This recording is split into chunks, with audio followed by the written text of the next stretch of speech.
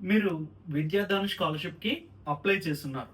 అయితే ఏం ప్రాక్టీస్ అవ్వాలి అనే విషయంలో డైలమాలో ఉన్నారు. అయితే మీకోసమే ఈ video. Hi! Good morning all of you. Welcome to Govind sir's maths class.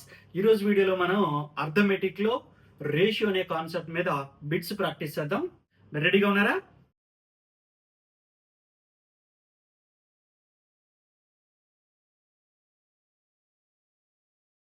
ఒక ఎగ్జామ్‌లో ఏ అనే స్టూడెంట్‌కి 90 మార్కులొచ్చాయి.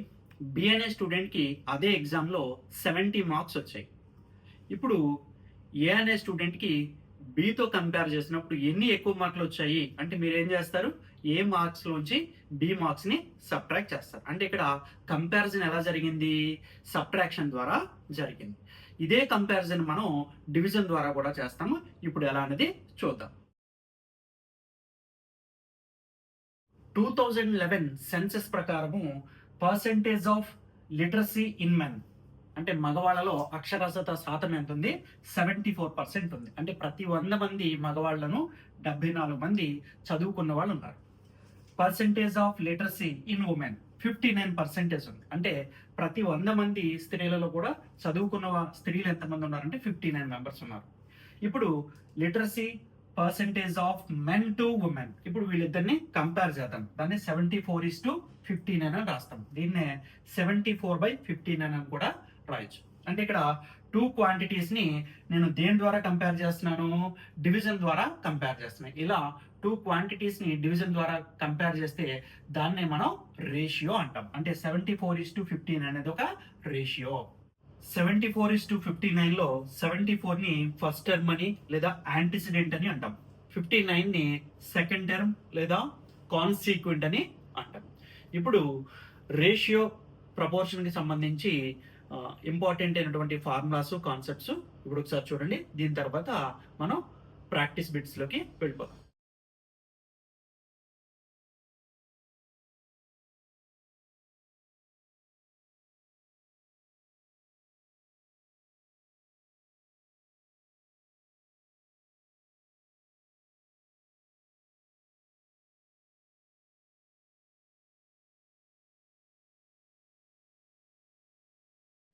ఏబి అనే ఇద్దరు వ్యక్తులు ఒక వ్యాపారాన్ని స్టార్ట్ చేస్తారు. సో ఏ అనే వ్యక్తి 75 క్రోర్స్ ఇన్వెస్ట్మెంట్ చేశాడు. సో బి అనే వ్యక్తి 175 క్రోర్స్ ఇన్వెస్ట్మెంట్ చేశాడు.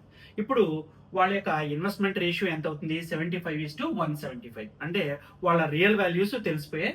ఇప్పుడు దీన్ని సింప్లెస్ట్ ఫామ్ లో ఎక్స్ప్రెస్ చేయమంటాడు. ఇప్పుడు ఇవి రెండు ఏ టేబుల్ లో పోతాయి? 5 టేబుల్ లో క్యాన్సిల్ చేయొచ్చు. లేదా ఇంకా ఈజీగా ఉండాలంటే ఇవి రెండు 25 టేబుల్ లో క్యాన్సిల్ అవుతాయి కాబట్టి సో 25 3s 25 7s అంటే సింప్లెస్ట్ రేషియో ఎంత అవుతుంది? సింప్లెస్ట్ ఫామ్ 3:7 అవుతుంది. రాము వెంకట్. రాము అనే పర్సన్ 2 అవర్స్ వర్క్ చేశాడు. వెంకట్ అనేవాడు 7 మినిట్స్ వర్క్ చేశాడు. ఇప్పుడు వాళ్ళిద్దరి యొక్క working time ratio find out చేయమంటాడు. అంటే 2 అవర్స్ 7 మినిట్స్ అని ఇచ్చాడు. ఇప్పుడు రెండింటి యొక్క యూనిట్స్ ఒకేలా ఉన్నాయో లేదో చూడాలి. డిఫరెంట్గా ఉన్నాయి కాబట్టి సేమ్ యూనిట్స్లోకి మార్చాలి. సో దీన్ని కూడా మినిట్స్లోకి మార్చేద్దాం. సో 1 అవర్ అంటే 60 మినిట్స్ కాబట్టి 2 into 60. సో రెండు కూడా మినిట్స్లోకి మారిపోయాయి కాబట్టి 120:7. ఈ రెండు ఏ టేబుల్లోనూ క్యాన్సిల్ అవ్వవు కాబట్టి ఎక్సెప్ట్ 1 టేబుల్. సో సింప్లెస్ట్ ఫామ్లోకి వచ్చేసినట్టే. అంటే ఈ రెండింటి యొక్క రేషియో ఎంత అవుతుంది? 120:7. సో చాలా మందికి డౌట్ రావచ్చు, రెండింటిని రేషియో కట్టేటప్పుడు రెండింటి యొక్క యూనిట్స్ ఒకేలా ఎందుకు ఉండాలి? ఒకవేళ అలా లేవు అని అనుకుందాం. ఇప్పుడు రాము 2 అవర్స్ పనిచేశాడు. 1 అవర్ పనిచేసినందుకు 100 రూపీస్ పే చేస్తున్నాం అనుకున్నాం. మనం యూనిట్స్ చూడకుండా నంబర్స్ చూస్తే ఇక్కడ 2 ఉంది కాబట్టి 200 పే చేయాలి, ఇక్కడ 7 ఉంది కాబట్టి 700 పే చేయాలని మనం అనుకుంటాం. అంటే అది తప్పే కదా. మనం అలా జరగకూడదు అంటే యూనిట్స్ రెండు ఎలా ఉండాలి? సేమ్ గా ఉండాలి.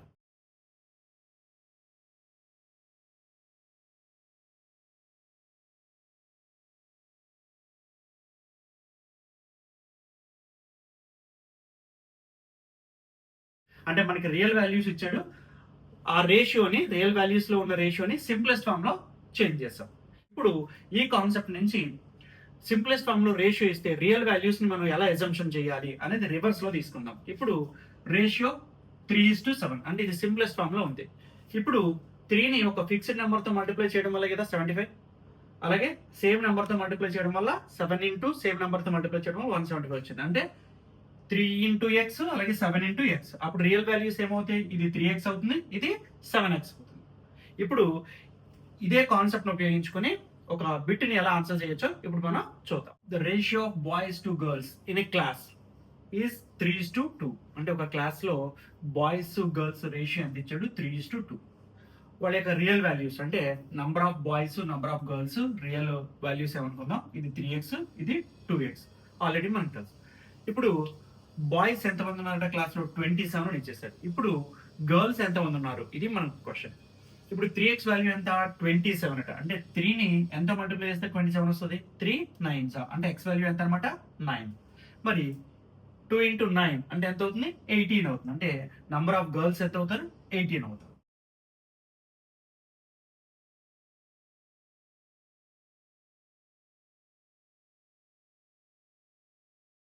ఒక క్లాస్లో బాయ్స్ గర్ల్స్ రేషియో 5:7.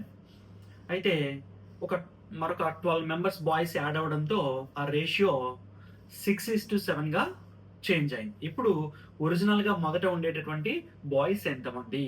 ఇది మన క్వశ్చన్. మనకి ఇచ్చినటువంటి బాయ్స్ గర్ల్స్ రేషియో 5:7 అంటే 5/7. వాటి రియల్ వాల్యూస్ 5x/7x అని మనం రాసుకోవచ్చు అని తెలుసు. ఇప్పుడు బాయ్స్ 12 మెంబర్స్ యాడ్ అయ్యారు అంటే 5x + 12. గర్ల్స్ సేమే ఉన్నారు కాబట్టి /7x చేస్తే న్యూ రేషియో ఎంత వచ్చింది? 6:7 కాబట్టి 6/7. సో క్రాస్ మల్టిప్లికేషన్ చేస్తే 35x + 84 = 42x. Let us transpose 35x to the other side. అంటే 35x ని మనం ఇటువైపు పంపిస్తే -35x అవుతుంది. అంటే 7x = 84. x వాల్యూ ఎంత వస్తుంది మనకి? 12.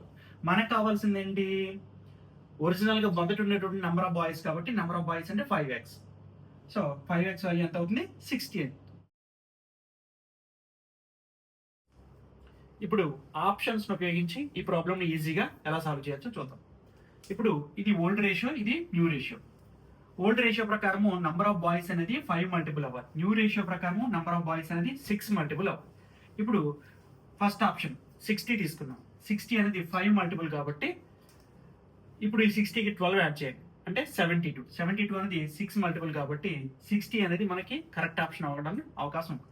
ఇప్పుడు 70 తీసుకున్నాం. సో 5 మల్టిపుల్ కాబట్టి దానికి 12 యాడ్ చేస్తే 82. 82 అనేది 6 మల్టిపుల్ కాదు అంటే ఇది మన కరెక్ట్ ఆప్షన్ కాదు. ఇప్పుడు 84 అనేది 5 మల్టిపులే కాదు అంటే దీన్ని చెక్ చేయాల్సిన అవసరమే లేదు. ఇప్పుడు 95 5 మల్టిపులే కాబట్టి 95కి 12 యాడ్ చేస్తే 107. కానీ 107 అనేది 6 మల్టిపుల్ కాదు కాబట్టి ఇది కూడా మన కరెక్ట్ ఆప్షన్ కాదు. అంటే ఇప్పుడు కరెక్ట్ ఆప్షన్ ఏంటనమాట? ఏ. అంటే ఓల్డ్ నంబర్ ఆఫ్ బాయ్స్ మొదట ఉండేటటువంటి బాయ్స్ సంఖ్య ఎంత అనమాట? 60.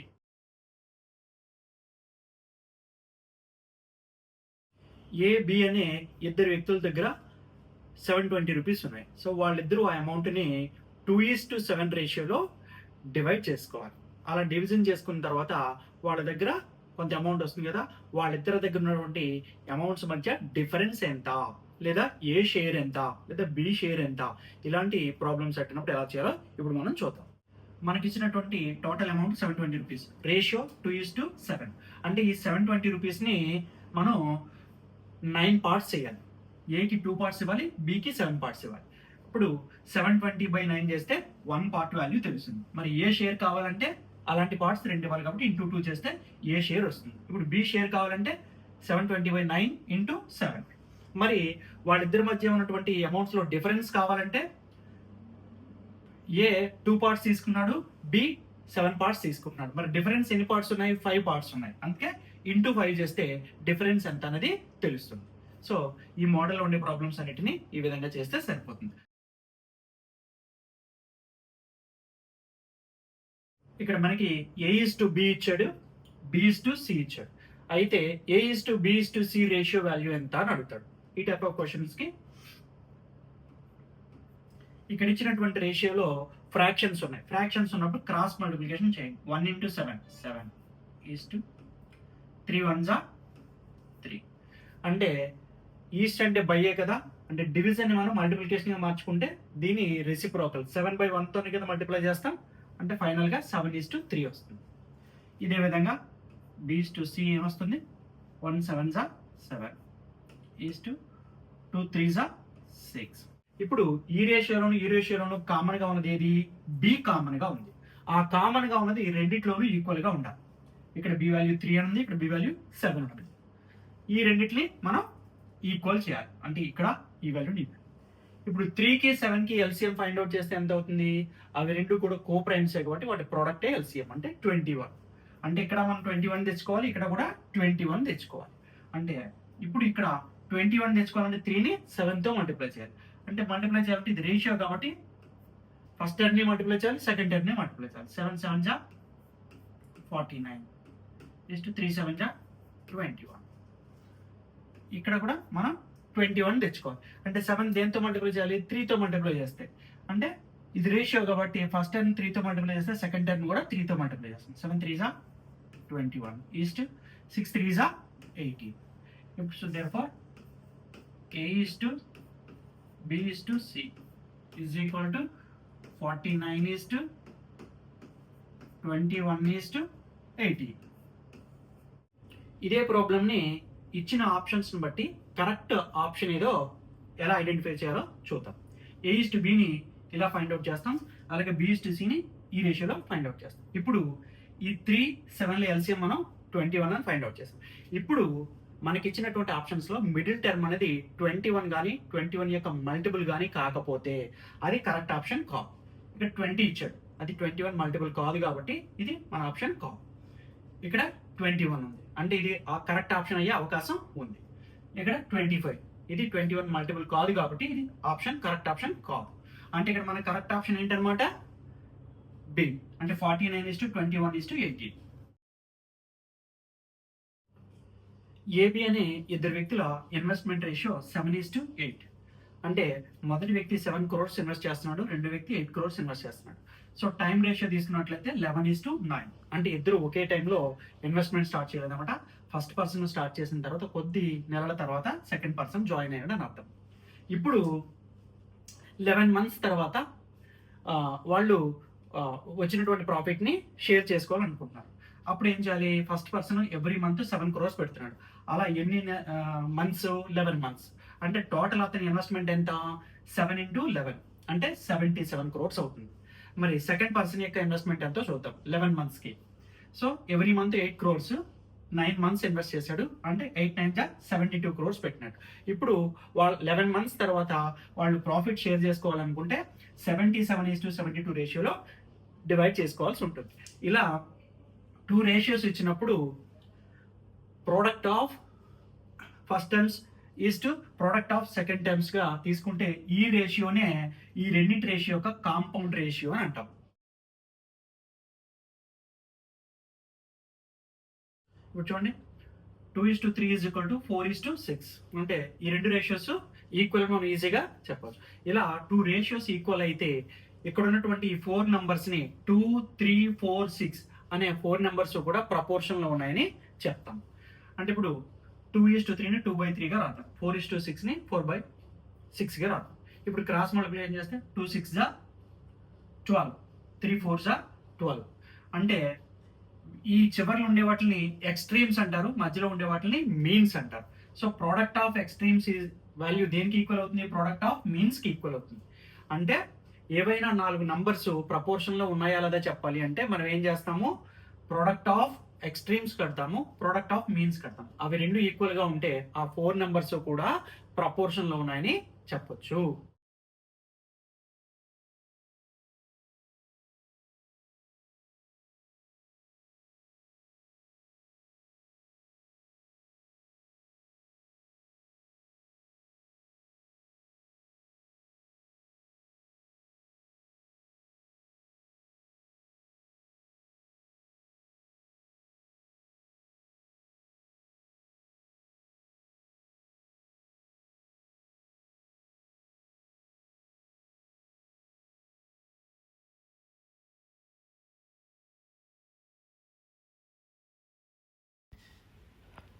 ఫ్లోర్ ఏరియా టైల్ ఏరియా రేషియోని కనుగొనడం వల్ల ఫ్లోర్ మొత్తం ఎన్ని టైల్స్ పడతాయో చెప్పవచ్చు.